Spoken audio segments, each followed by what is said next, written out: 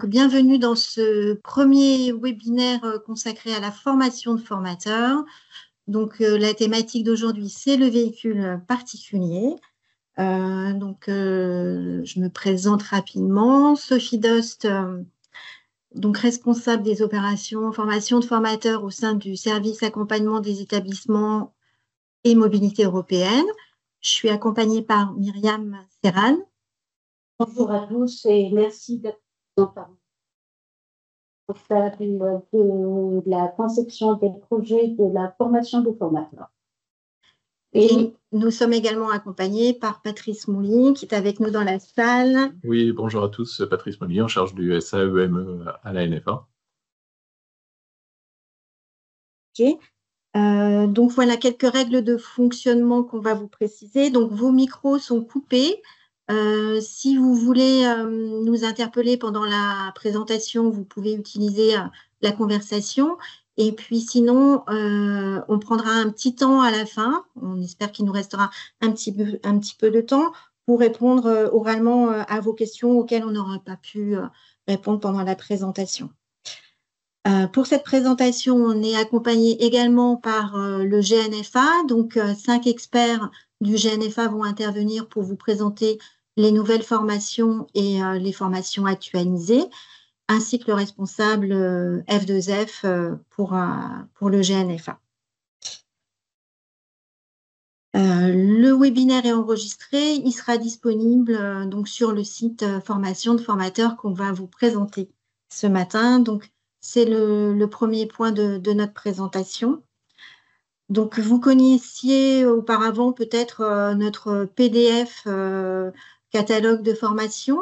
Cette année, on est passé sur un site de formation que l'on va vous... Enfin, un site catalogue de formation que l'on va vous...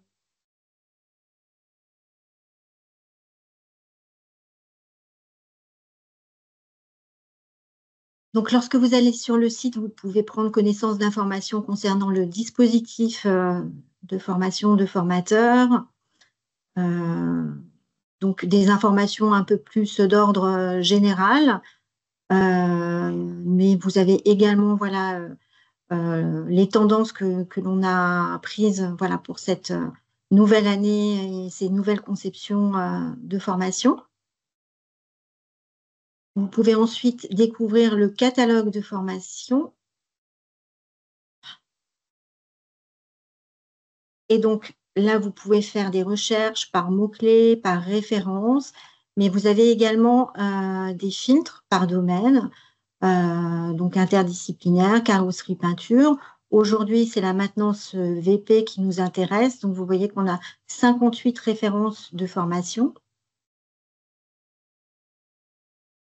Et vous pouvez faire par thématique. Donc, on a gestion moteur, électricité électronique, confort et sécurité, transmission, véhicule électrique. Et puis aussi également, vous pouvez utiliser des par public. Et puis, par statut de formation. Par exemple, aujourd'hui, on peut regarder les nouvelles formations. Et ensuite, vous pouvez cliquer sur la fiche formation. Donc, vous voyez que c'est un mode de formation, c'est une formation dite hybride. Donc, il y aura de la formation à distance, elle est incontournable et c'est une nouvelle formation.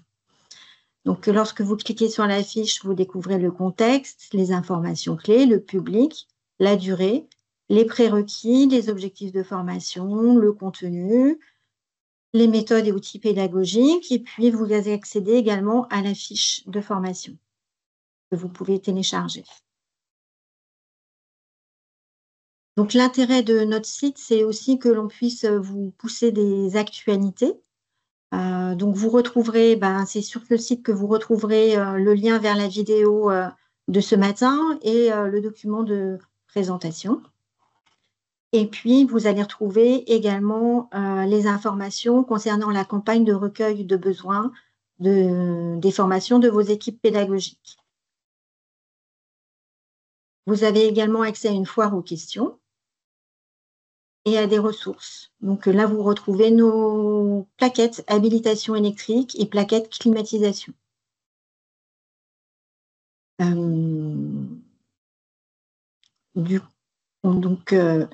Ce qui est important, c'est de prendre connaissance du dispositif, des nouvelles formations, des formations importantes, et puis ensuite de vous connecter sur Sophia pour enseigner les besoins de formation de vos équipes pédagogiques.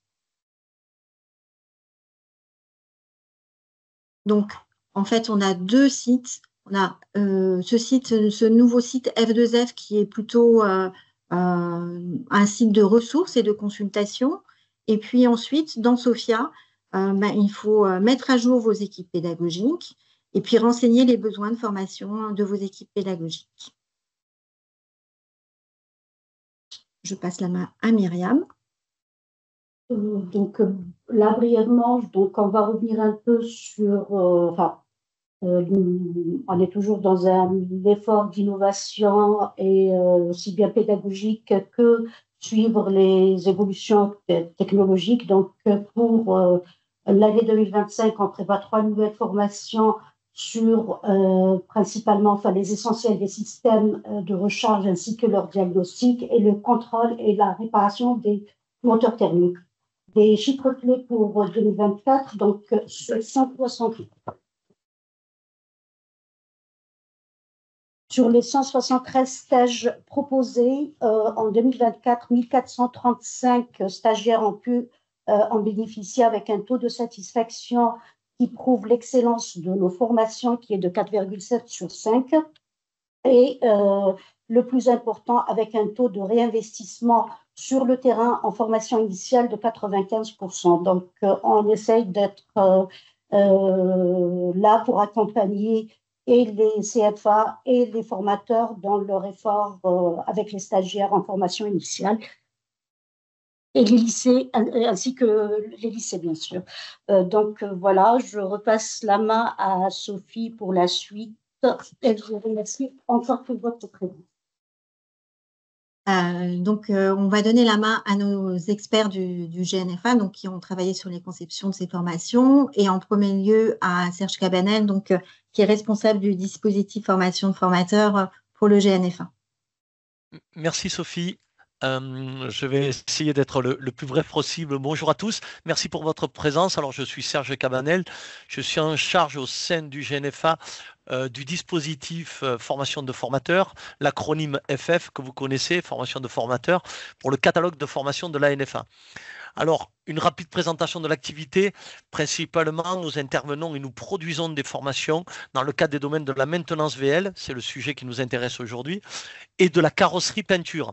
Nous avons des actions aussi dans l'interdisciplinaire, Sophie le citait. Ça représente 76 références, si on prend la maintenance, la carrosserie peinture et l'interdisciplinaire.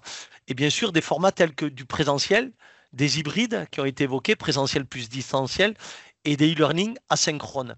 Et vous retrouvez toutes ces informations sur le site internet. En moyenne, Myriam disait, voilà, 150 formations, entre 150 et 200 formations animées par an pour le GNFA, pour former entre 1500 et 2000 enseignants sur les 15 centres au national. Le format plébiscité est en grande majorité des formations d'une durée de 2 jours consécutifs en présentiel. Il faut le dire quand même, c'est un format qui est largement répandu dans les animations. Comme vous le voyez sur cette slide, grâce à la formation continue, la formation des salariés et à la collaboration avec nos clients, constructeurs automobiles, réseaux de réparation et équipementiers, cela nous permet de nous enrichir des savoir-faire sur les évolutions et les méthodes d'intervention de ces constructeurs et de ces équipementiers.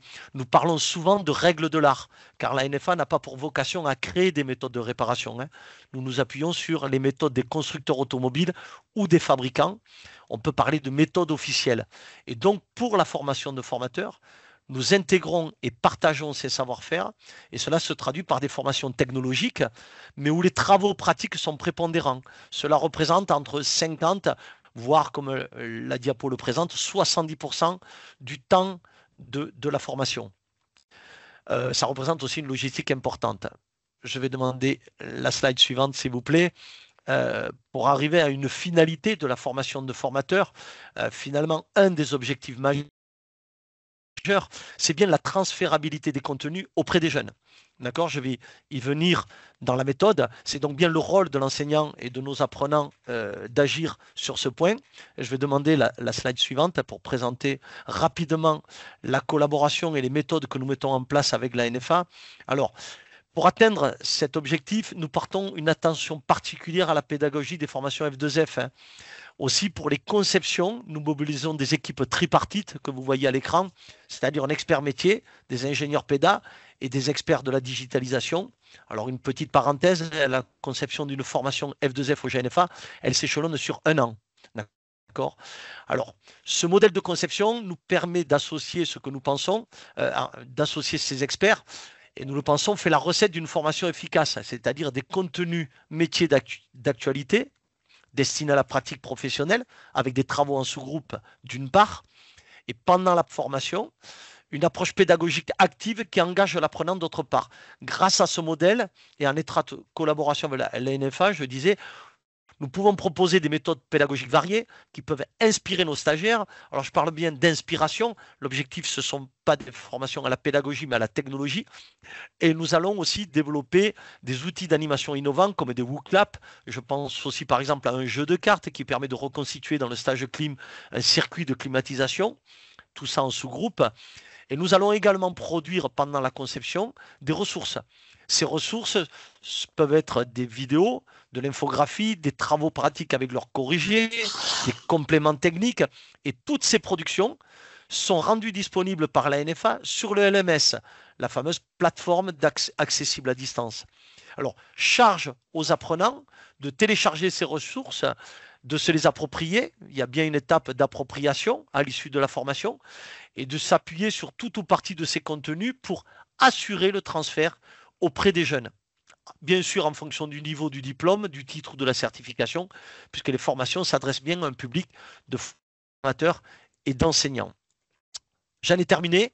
Je vous remercie pour l'attention. Je vais laisser la parole à nos 5 experts pour présenter, comme disait Sophie, l'évolution du catalogue. Et c'est Eric Domas, je pense, qui va ouvrir cette présentation. Merci à vous. Bon webinaire. Effectivement, c'est moi qui prends la parole. Du coup, donc bonjour à tous. Je vais commencer par me présenter.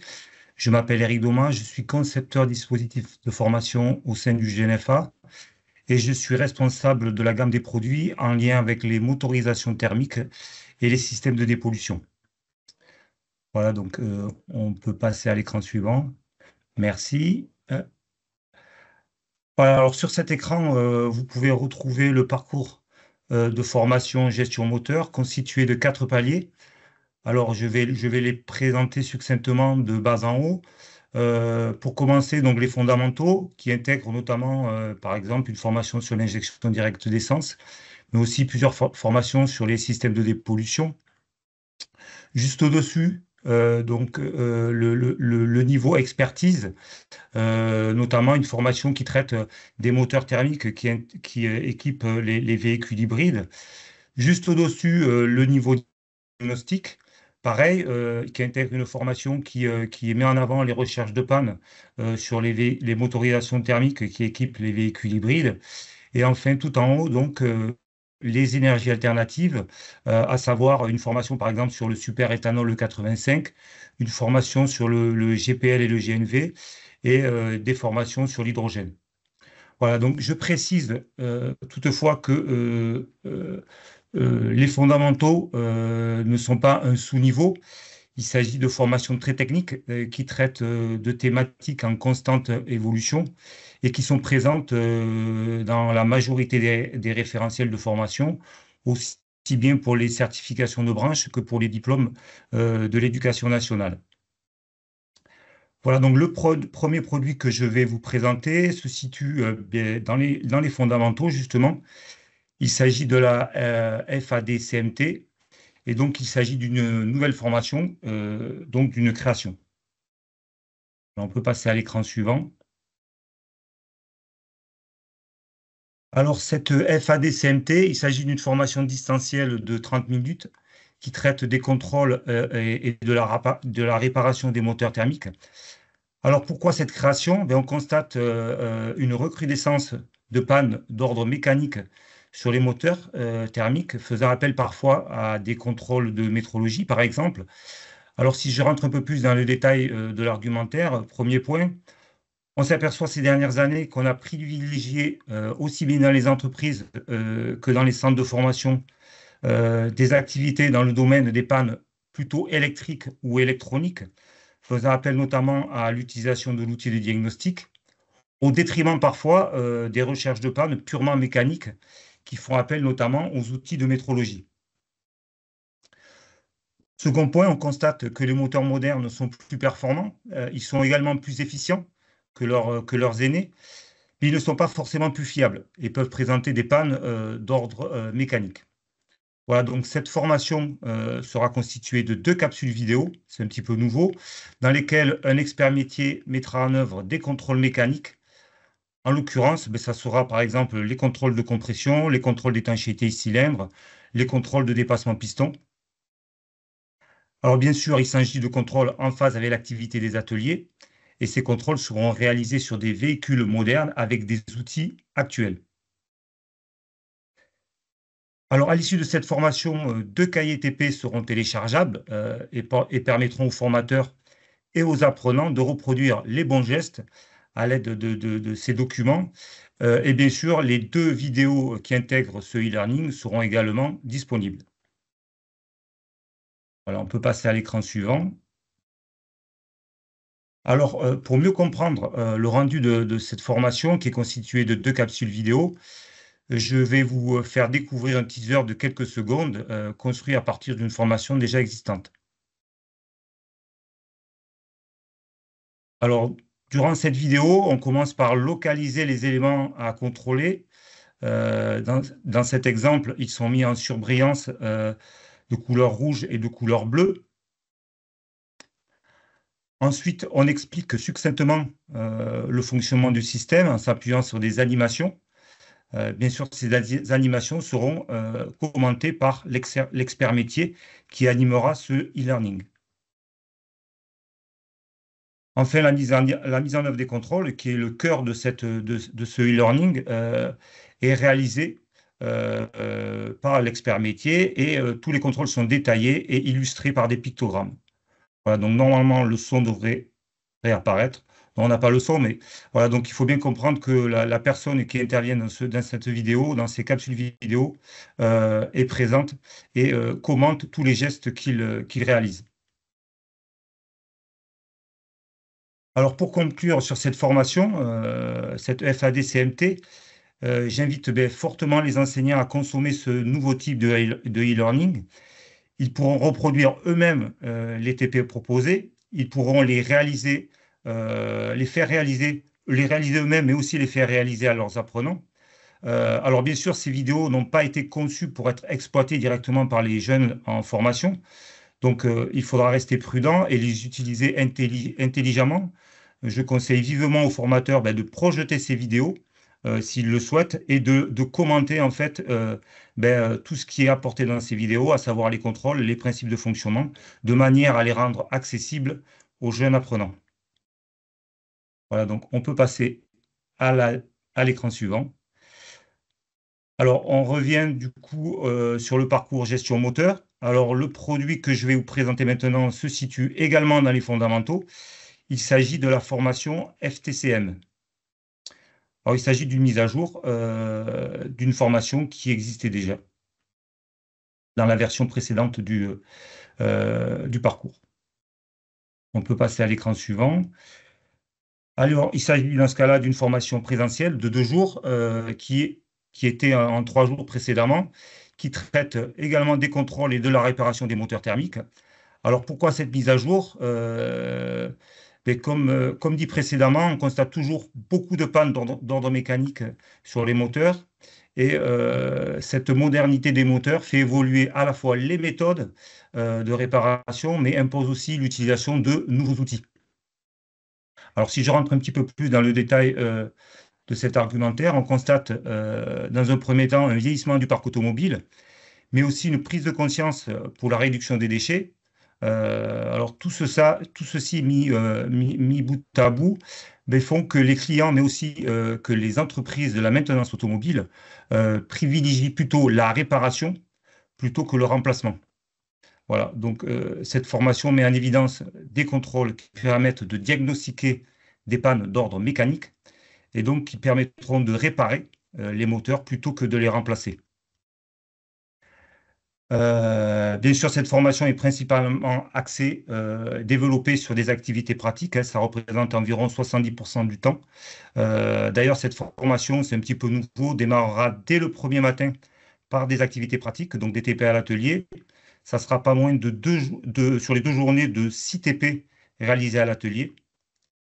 Voilà, autre point que je voulais mettre en avant, tout à l'heure, Serge a parlé de ressources. Du coup, à l'issue de cette formation, des tutoriels sur l'utilisation des outils de métrologie seront disponibles et pourront être téléchargés à l'issue de cette formation. Alors, on peut passer à l'écran suivant. Alors, un écran supplémentaire pour apporter quelques détails sur cette formation. Les TP seront réalisés sur des véhicules modernes, je l'ai déjà dit. L'accent sera porté sur les nouvelles méthodes et aussi sur la manipulation de nouveaux outils. Sur la photo de gauche, cette photo illustre en fait comment contrôler les compressions sur un véhicule avec un démarrage automatisé, donc avec un bouton Start, par exemple. Donc la question qu'on peut se poser, c'est comment lancer le moteur sans qu'il démarre, donc pouvoir réaliser les compressions sur ce type de véhicule. La seconde photo qui illustre un relevé de compression, donc comment réaliser un relevé de compression en respectant la méthode du constructeur, notamment sur des moteurs équipés de pompes à huile pilotées. Voilà, donc pour conclure sur cette formation FTCM, j'insiste sur le fait que cette formation traite de fondamentaux très techniques qui évoluent constamment et surtout que ces thématiques sont présentes dans la majorité des référentiels, aussi bien pour la certification de branche que pour les diplômes de l'éducation nationale. Alors, on peut passer à l'écran suivant. On revient du coup au parcours gestion moteur. Le produit que je vais vous présenter maintenant se situe au niveau diagnostic. Il s'agit de la formation FT-Gaz. Donc pareil, il s'agit d'une mise à jour d'une formation existante. Voilà, on peut passer à l'écran suivant. Alors, il s'agit d'une formation présentielle de 2 jours qui traite de l'analyse Saint-Gaz, notamment l'interprétation des mesures et la manipulation des outils, des appareils. Donc, j'insiste bien sur le fait qu'on va apprendre à manipuler les outils dans cette formation. Alors, pourquoi cette mise à jour? La version initiale a été conçue lors de la commercialisation de ces outils, c'est-à-dire il y a environ 5 ans. Ces produits qui permettent de mesurer les polluants à la fois sur les motorisations essence et sur les motorisations diesel ont été commercialisés il y a 5 ans environ. Depuis, notre expertise dans le domaine a évolué. Donc, cette version sera plus technique, mais aussi plus pédagogique, puisqu'on a revu l'approche pédagogique de cette formation. Si je détaille un petit peu plus l'argumentaire, l'analyse Saint-Gaz sur les moteurs essence et diesel est fortement liée à l'activité contrôle technique, donc qui est imposée, vous le savez, à tous les véhicules. Donc, elle est incontournable pour réaliser un diagnostic fiable du moteur, mais aussi de ses systèmes de dépollution. L'analyse Saint-Gaz permet d'identifier des pannes qui ne débouchent pas systématiquement sur du remplacement. Donc, on est un petit peu sur pareil, sur éviter de remplacer des pièces. Donc, on peut, à l'issue de cette analyse de gaz, plutôt que de déboucher sur un remplacement de pièces, réaliser une solution de nettoyage qui permettra, par exemple, de nettoyer un filtre à particules, de nettoyer une vanne EGR ou de nettoyer un collecteur d'admission. Voilà, 2 nouveautés également sur cette mise à jour qui n'étaient pas présentes à la version précédente. Donc, le rôle des systèmes de dépollution qui vont permettre de mener au mieux le diagnostic, mais aussi ce que j'ai évoqué juste avant, les solutions de nettoyage qui n'étaient pas traitées lors de la formation précédente. Pareil, beaucoup de temps consacré à la pratique dans cette formation, environ 70% du temps. Voilà, autre point, pour démultiplier les postes à l'atelier, c'est un petit peu compliqué parce que ces outils sont relativement onéreux, donc on n'en a pas forcément de manière à faire plusieurs groupes à l'atelier. Voilà, donc on a conçu des études de cas que les enseignants pourront réutiliser, bien sûr, puisque ces études de cas seront téléchargeables à l'issue de la formation. Voilà, on peut passer à l'écran suivant. Quelques détails supplémentaires sur cette formation. Voilà, donc la formation traitera bien sûr de la manipulation des appareils. Je répète, dans le respect des règles de sécurité, mais aussi, je rappelle que ces appareils sont vulnérables et donc il est important de manipuler correctement ces appareils de manière à pérenniser leur fiabilité. On abordera aussi la mise en œuvre des analyses de gaz sur des véhicules essence, bien sûr, et sur des véhicules diesel, puisque les appareils traitent les deux véhicules. Et enfin, on abordera la recherche de panne en autonomie, c'est-à-dire que le formateur réalisera lui-même sa recherche de panne en émettant lui-même ses hypothèses et en interprétant lui-même ses contrôles. Mais il y a possibilité également de réaliser du diagnostic en utilisant le logiciel d'aide au diagnostic qui est intégré à ce type d'appareil. Voilà, donc pour conclure sur cette formation FT-Gaz, vous l'aurez compris, cette formation permettra aux enseignants d'exploiter au mieux ces analyseurs de gaz. Je rappelle que une bonne utilisation permettra de les maintenir en état, puisque je rappelle que ce sont des appareils relativement vulnérables et surtout très onéreux. Très onéreux, pardon. On peut passer à l'écran suivant. Voilà, donc nous revenons sur le parcours gestion moteur. Le produit que je vais vous présenter maintenant se situe également dans les fondamentaux. Il s'agit de la formation FTI-IDE. Alors, c'est ni une mise à jour ni une création, puisque cette formation était déjà présente dans les catalogues précédents 2023, 2024 et 2025. Voilà, on peut passer à l'écran suivant. Il s'agit d'une formation présentielle de 2 jours qui traite de l'injection directe essence. Alors, je tenais à mettre en avant cette formation qui traite d'une technologie très présente dans le parc automobile actuel. Cette technologie équipe aujourd'hui 90% des véhicules neufs commercialisés, à savoir les véhicules essence, bien sûr, mais aussi les véhicules hybrides ou les véhicules hybrides rechargeables. Je voulais préciser aussi qu'il s'agit d'une technologie qui n'est pas encore aboutie, c'est-à-dire qu'elle tend à encore évoluer, à encore beaucoup évoluer. Je peux citer un exemple, ça sera plutôt pour les techniciens, mais en 2010, il faut savoir que les pressions d'injection sur ce type de système, les pressions maxi d'injection étaient comprises entre 100 et 150 bars. Sur les véhicules commercialisés aujourd'hui, les pressions atteignent 350 bars. Donc, on peut constater réellement l'évolution de ces systèmes. Pareil, beaucoup d'activités pratiques dans cette formation sur des véhicules modernes, dans le respect des règles de sécurité. J'insiste que les règles de sécurité sont très importantes sur cette thématique, puisque lorsque le carburant essence est chaud et se trouve à des pressions très élevées, qui sont des pressions résiduelles même après l'arrêt du moteur, il y a un fort risque d'incendie. Voilà, donc pour conclure sur cette formation, je vous invite vivement à y participer, voilà, puisque c'est une technologie très présente sur les véhicules actuels et puis surtout, elle fait partie, pareil, des certifications, des référentiels, des certifications de branche, mais aussi des référentiels de l'éducation nationale. Voilà, j'en ai terminé pour ma partie sur le parcours gestion moteur. Voilà, donc si vous avez des questions, n'hésitez pas à les communiquer à travers la conversation. Voilà, et je vais pouvoir laisser la parole à mon homologue qui va suivre. Bonjour, merci Eric. Donc, je me présente, Sébastien Gassarino, donc responsable de la thématique électricité électronique au niveau du GNFA. Donc, vous verrez que c'est partagé avec différents collègues au niveau de cette thématique puisqu'elle est très très vaste.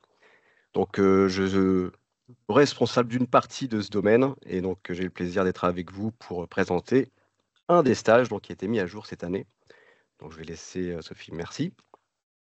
Donc, dans le parcours que vous voyez ici déroulé devant vous, si on part du bas vers le haut, c'est assez simple. Vous commencez à la formation FTE-SD et tout ce qui monte à partir de là, c'est dans mon domaine de compétences. Donc, les flèches qui partent à partir de FTE-SD, donc qui est le stage sur la partie exploitation des documentations, essentiellement. Vous avez donc deux e-learning en asynchrone, le FAD SSI, donc tout ce qui est stop and start, le FAD, donc tout ce qui traite les airbags et les prétentionneurs, ou en gros tout ce qui est sécurité passive dans le véhicule. Ensuite, on arrive au bout de l'arbre, vous avez le FTE DMX, tout ce qui est la partie multiplexage, qui est une partie qui est fait également en asynchrone, le FAD MX. Vous avez également le FTE-CA, donc le contrôle des capteurs actionneurs. Donc là, c'est tout simplement tout ce qui est analyse à l'aide d'outils, qu'ils soient oscilloscope ou outils diagnostiques des systèmes capteurs et actionneurs. Vous avez donc celle qui est entourée la méthode de diagnostic, le FTMD, donc laquelle je vais pouvoir vous déployer avec vous sur la partie méthode de diagnostic qui nous intéresse plus particulièrement. Et enfin, le FTE-EE, tout ce qui est équipement électronique embarqué. Donc, c'est vraiment un stage assez intéressant sur toute la partie, tout ce qui est rarement en fait exploité ou vu par beaucoup de personnes. C'est tous les systèmes qui vont de l'interface homme-machine, les démarrages sans clé, etc. Donc, je vais faire le focus sur la méthode de diagnostic. Pourquoi est-ce que nous avons mis cette mise à jour? Donc, c'est uniquement du présentiel. Et vous avez une grosse passe qui est faite vraiment en présentiel, en atelier ou en pratique en salle. Donc pourquoi est-ce qu'on a mis vraiment ça à jour? C'est qu'aujourd'hui, l'univers de l'automobile, vous le savez, hein, ça évolue très rapidement. Et quels que soient les systèmes, ils deviennent de plus en plus complexes. Ça exige une expertise vraiment pointue. Et face à cette réalité, donc il est impératif d'avoir une méthode de diagnostic qui est structurée, qui est adaptée aux défis que posent ces systèmes. Et il y a plusieurs défis. Un des défis, concrètement, c'est la complexité, le fait qu'il y a beaucoup d'interconnexions et qu'il y a beaucoup de systèmes qui n'arrêtent pas d'évoluer, qui peuvent, même une fois que le véhicule est mis sur le marché, au bout de quelques mois, il peut y avoir déjà des évolutions. Mais ce qui fait que, concrètement, on n'est pas face à des machines toutes simples, c'est des systèmes intelligents qui embarquent des multitudes de calculateurs, que vous le savez, et qui régulent tout. Ça va du moteur à la climatisation, en passant par les trains roulants, et ça s'interconnecte. Et ce qui fait que cette sophistication à laquelle on est confronté, au-delà uniquement de la connaissance système, ce stage met aussi beaucoup l'accent sur les raisonnements logiques. Puisque pour faire face à un diagnostic, vous verrez en fait, comme précisait beaucoup Eric dans sa présentation, ce que feront aussi mes collègues, c'est que quel que soit le système, si on n'a pas de raisonnement, si on n'arrive pas à établir posément des liens entre des causes à effet, d'arriver en fait à analyser les données. Donc concrètement, on n'arrivera pas à structurer sa méthode. Donc le stage, il met vraiment l'accent, on est sur de la méthodologie, on n'est pas sur un système spécifique. Donc ce qui fait que d'arriver à avoir cette méthode structurée, c'est vraiment essentiel pour arriver à identifier les pannes rapidement si on est dans une domaine de diagnostic, ce qui nous intéresse. Donc pour faire face aux réponses, aux attentes du secteur par rapport à cela, donc cette formation a vraiment un rôle clé, c'est de permettre aux formateurs et donc à leurs élèves d'acquérir les compétences nécessaires pour déployer les méthodes adaptées. Donc ces méthodes doivent être en phase avec les niveaux d'intervention requis, bien sûr, en fonction des niveaux des élèves, ça ne va pas forcément être les mêmes attentes entre un système assez simple et des systèmes plus complexes, même s'il y a des liens au niveau de la méthodologie de réflexion. Et ces élèves, ils ne sont pas hors sol, ils sont forcément dans les entreprises. Donc à un moment donné, il faut que les entreprises aussi puissent voir que cet élève, cet apprenti, il a un raisonnement, il arrive à adapter des outils, il arrive à s'impliquer dans un process d'entreprise, ou tout simplement des méthodes qui sont fournies qu'il peut analyser lui aussi.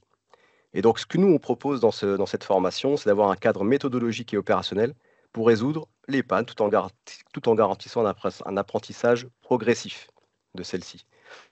Et donc, les points forts qu'on a essayé de mettre en phase pour cela, et ce qui nous intéresse, donc je vais souligner particulièrement certains aspects. Donc, la participation à un serious game en présentiel.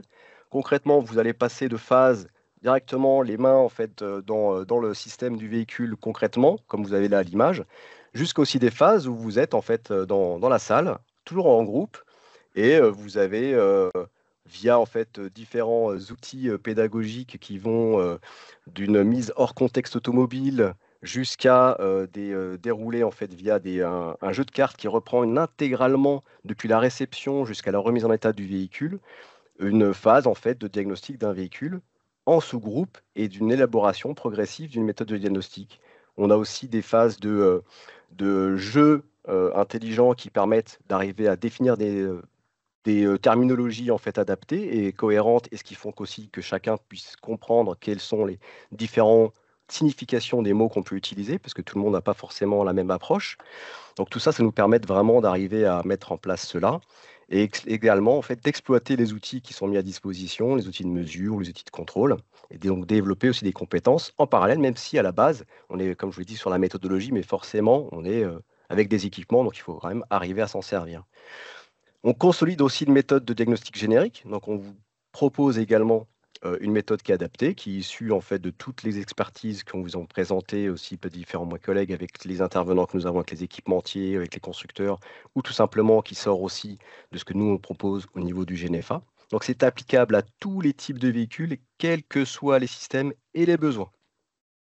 Donc, je répète, c'est une méthode qui est applicable à tous les types de véhicules, tous les systèmes, et adaptable selon les besoins. En parallèle, il y aura vraiment des réalisations de mise en diagnostic sur des véhicules, ce qui fait que concrètement, ils vont diagnostiquer des véhicules en mettant en application des méthodes, puisque rien ne remplace la pratique, de toute façon.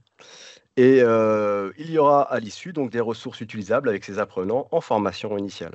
Ce qui fait que tout ce qui était déjà dans le stage ancien, nous l'avons approfondi, amélioré certains points pédagogiques et surtout adapté tous les véhicules à ce qu'ils soient récents, modernes, avec les derniers systèmes embarqués, de manière à ce que ce soit vraiment pertinent et à jour par rapport à ce qui se passe actuellement dans les ateliers. Donc on peut passer à la slide pour que vous puissiez voir au niveau dans l'application, concrètement, le diagnostic, ce n'est pas uniquement les mains dans un moteur, ça commence directement avec le client, avec un réceptionnaire. Ça commence à ce niveau-là, en réalité, un diagnostic. Et ce qui fait qu'on donne toutes les techniques à partir de ce moment-là. Et comme vous avez la slide d'à côté, quel que soit le système, que ce soit un hybride, un thermique, un problème sur du train roulant, un problème de navigation, un problème quel qu'il soit, la méthodologie doit permettre de s'en sortir. Donc, ce qui fait qu'en conclusion, face à la sophistication croissante de ces véhicules modernes, donc une méthode de diagnostic structurée, ce n'est pas juste utile, c'est indispensable. Et donc, ça permet aux professionnels de répondre aux exigences du secteur tout en garantissant la satisfaction des clients, que ce soit au niveau des entreprises, mais aussi ici dans cette formation, la satisfaction de ceux qui viendront en stage pour pouvoir adapter leur méthodologie de travail, de diagnostic face au système complexe que nous avons aujourd'hui en 2025. Donc, je vous remercie pour votre attention, et donc je vous invite à faire venir les différents participants pour qu'ils puissent découvrir comment fonctionne cette transformation. Merci à vous. Merci Sébastien. Je vais prendre la suite. Donc moi, je suis Steve Routiot. Je travaille bien donc, au GNFA également. Et j'ai en charge, par exemple, toute la partie liée aux outils de diagnostic, donc le complément du parcours de Sébastien. Lui a plutôt le côté méthode de dia, comme il vous en a parlé, et moi, c'est plutôt la partie outils. Et donc, sur ce parcours-là, moi, je vais vous parler du FTE-MC. Donc, le FTE-MC est une formation en lien avec la reprogrammation et la configuration des calculateurs. Pourquoi on le met à jour? C'est par rapport à des évolutions réglementaires européennes. Alors juste, on va revenir, Sophie, s'il te plaît, sur celle juste avant. Donc c'est lié à une partie réglementaire. Mais juste avant, oui, de rentrer dans le détail, je voulais revenir sur le parcours plus dans son entrée, on va dire. Donc un enseignant, aujourd'hui, il rentre sur ce parcours à travers le FTEOD. Donc les FTEOD, où il va apprendre donc, toute la partie manipulation de l'outil de diag, c'est-à-dire aller chercher des paramètres, des tests actionneurs, lire des défauts, etc. Une fois qu'il a cette compétence-là, donc de manipulation d'outils, on va l'orienter vers l'utilisation d'outils annexes, comme un ohmètre, un oscilloscope, qui est lié également à l'outil.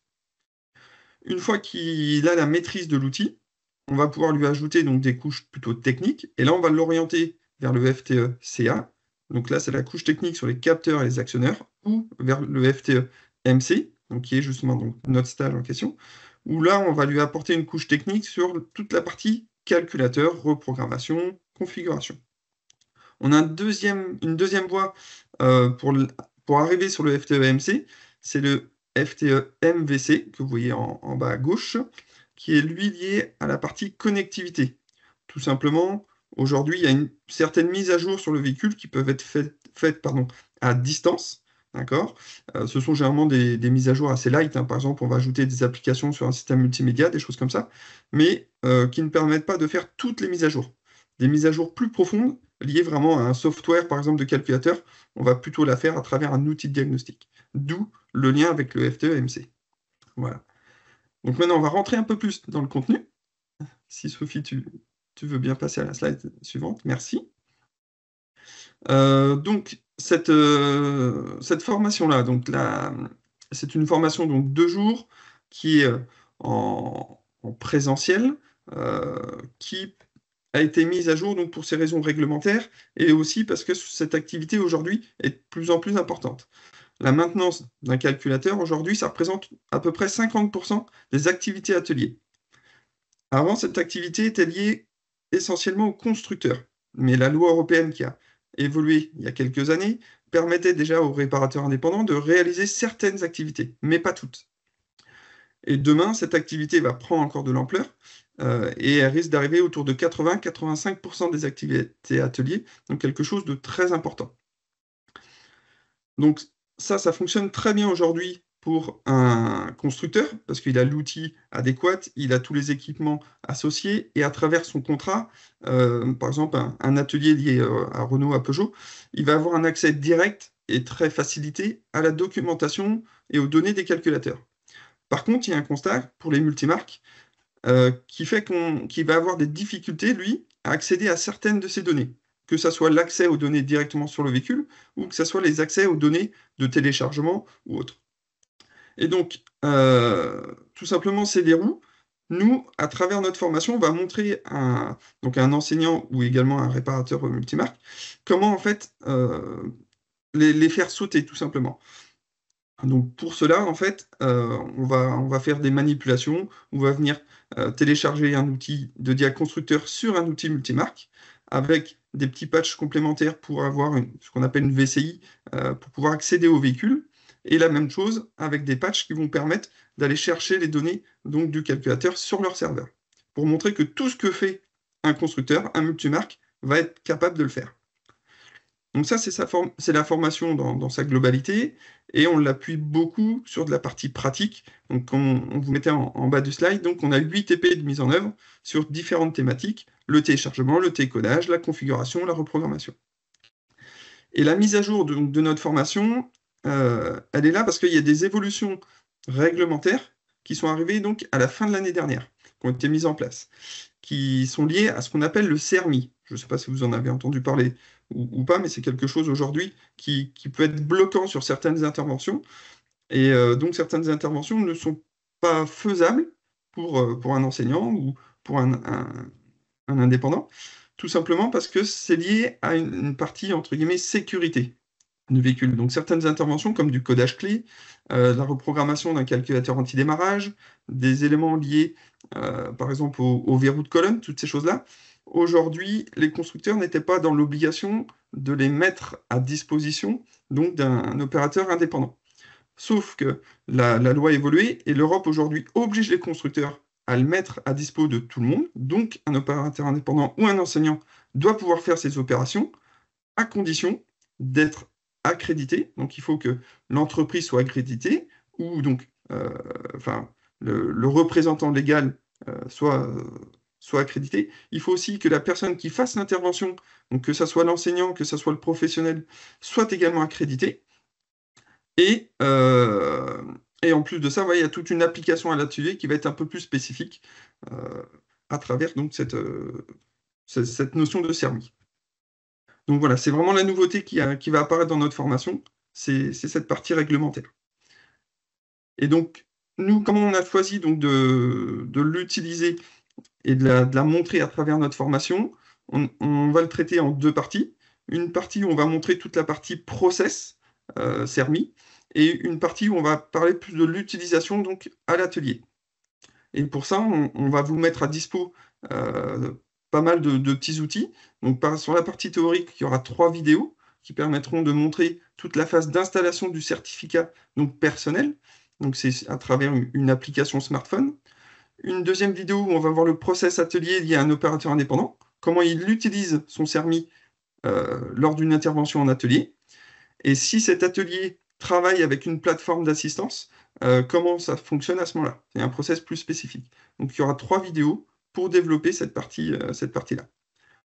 Et ensuite, en partie pratique, on a choisi d'appliquer le process de A à Z. Donc on va aller jusqu'au téléchargement d'une application.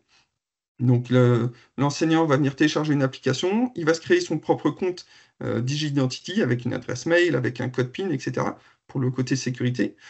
Et après, à travers un simulateur, on va venir faire l'application de A à Z, donc c'est-à-dire aller chercher une opération sur un outil de diag qui nous oblige à utiliser le CERMI. Donc à un moment, on a un QR code qui va s'afficher en disant « Pour pouvoir passer à l'étape suivante, il faut que vous nous montriez que vous soyez certifié ». Donc on va scanner ce QR code, ce qui va nous permettre de déverrouiller l'intervention et de pouvoir la finaliser. Et c'est à travers un simulateur. Donc voilà l'évolution de cette formation.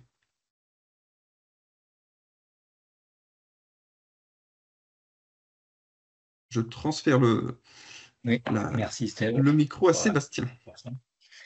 Oui, Sébastien Renou, bonjour à toutes et tous. Je suis donc, comme mes collègues, concepteur dispositif de formation au GNFA et je vais vous parler, moi, d'une thématique en pleine effervescence, les véhicules électriques et hybrides. Avant de vous parler des formations actualisées là, sur le sujet, je vais vous présenter un petit peu le parcours proposé pour cette thématique. Alors, je vais vous donner quelques éléments de lecture. Alors, c'est le parcours que vous retrouverez sur le site internet. Vous trouvez 3 onglets sur le côté gauche avec les habilitations électriques, tout en bas à gauche, la sensibilisation au VEH et puis les interventions. Alors, ce qu'on peut constater dans un premier temps, c'est que l'entrée dans ce parcours, elle se fait par les habilitations. Au regard des risques électriques que représentent les interventions sur ces véhicules, la norme impose aux différents intervenants d'être habilités afin qu'ils interviennent en sécurité. Je vais vous donner un exemple. Dans une prise domestique qui a 230 volts, aujourd'hui dans les véhicules électriques courants type Zoé ou i208, la tension est de 400 volts. On se doute bien, donc, en l'absence de respect des procédures, ces véhicules présentent donc un danger mortel. Après, je vais vous rassurer aussi, lorsqu'on respecte toutes les conditions d'intervention, on travaille en toute sécurité. Tant qu'on est sur ce parcours, j'en profite pour faire un petit rappel rapide là, sur les habilitations. La porte d'entrée et l'habilitation initiale, c'est FTE-PE, donc PE pour la prévention des risques électriques. Et il vous donne accès aux habilitations suivantes, B0L, B2L, B2VL et BCL. Avec ces habilitations, vous êtes autorisé à réparer ou remplacer toutes les pièces que vous souhaitez sur un véhicule électrique ou hybride et même déposer une batterie de traction qui ne serait pas accidentée. En revanche, si vous souhaitez ouvrir une batterie de traction pour son diagnostic ou sa réparation, il faudra faire un petit pas vers la gauche avec le FTE B2TL qui vous donnera accès donc à une habilitation aux travaux sous tension. Ça, c'est les 2 portes d'entrée. Donc, ça, c'était la première raison pour laquelle vous devez être habilité, c'est les risques électriques. Autre raison pour laquelle il va devenir indispensable de se former à la prévention des risques électriques, eh bien, c'est les référentiels. Mes collègues en ont parlé.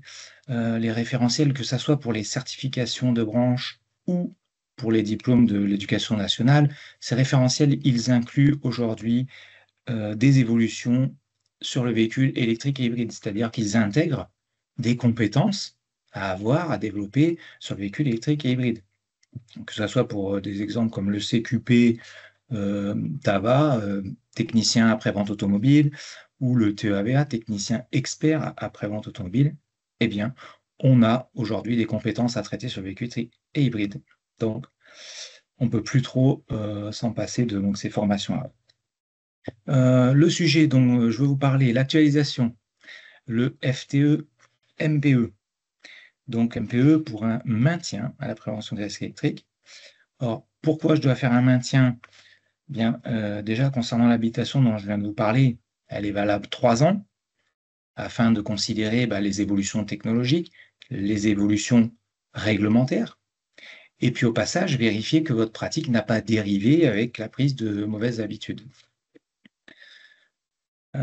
Cette formation, donc le premier objectif, son objectif principal, c'est bien sûr de répondre à ce besoin-là de maintien des compétences. Et l'objectif, c'est de délivrer un avis après formation aux formateurs et enseignants sur leur habilitation. Donc forcément, à chaque fois, il y aura forcément un test théorique, un test pratique pour qu'on puisse remettre un avis sur cette habilitation. Lors de la pratique, donc, on va évaluer les formateurs et les enseignants qu'ils sont en mesure de réaliser une analyse de risque, qu'ils peuvent aussi isoler une pièce nue sous tension et qu'ils réalisent correctement une consignation. Alors, qu'est-ce que c'est une consignation?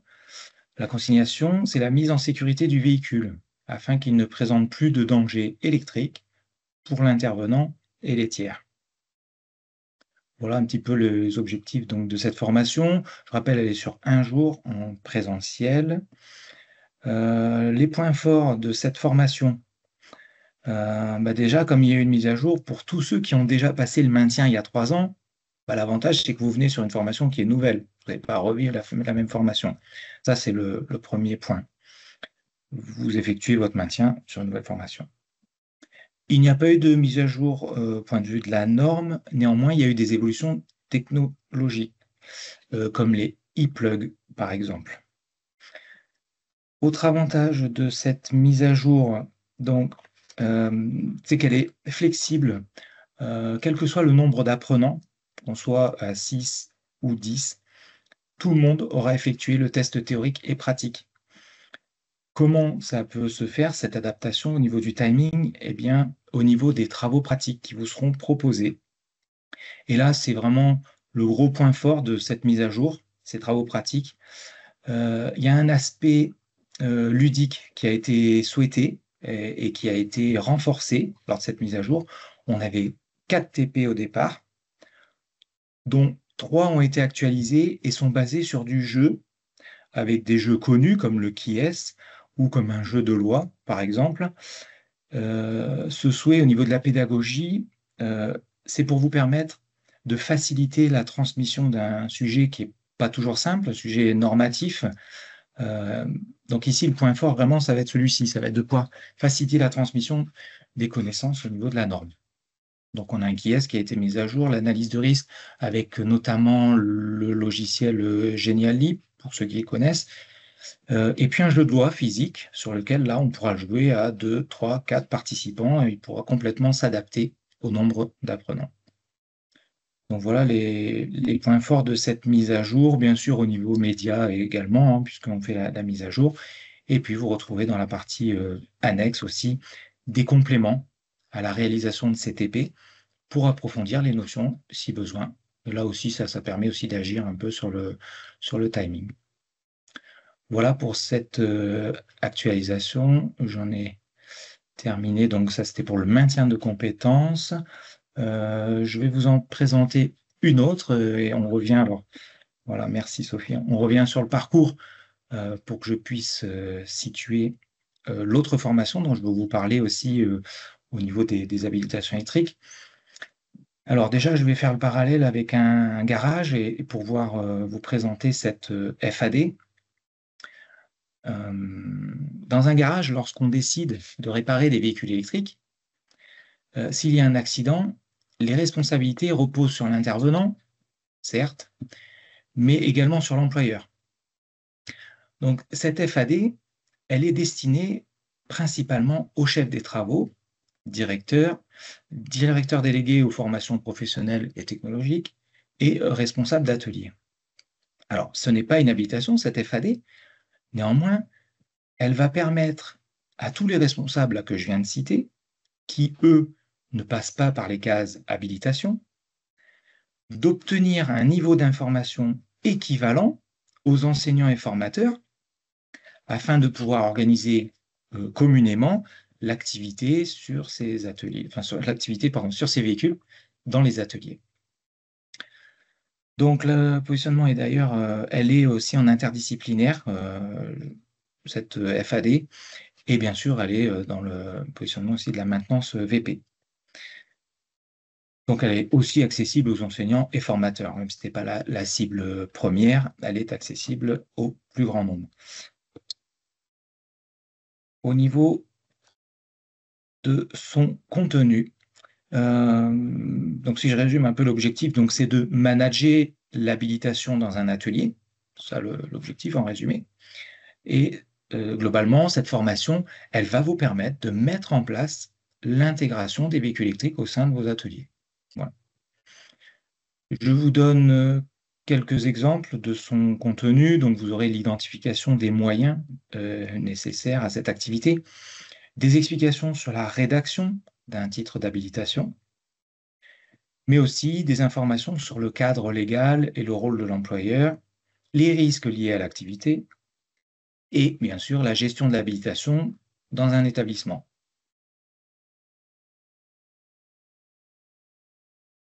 Au niveau des points forts donc, de cette formation et de cette actualisation, donc mise à jour bien sûr des médias, mise à jour du contenu qui tient compte des dernières évolutions en termes d'équipement d'EPI et de PC.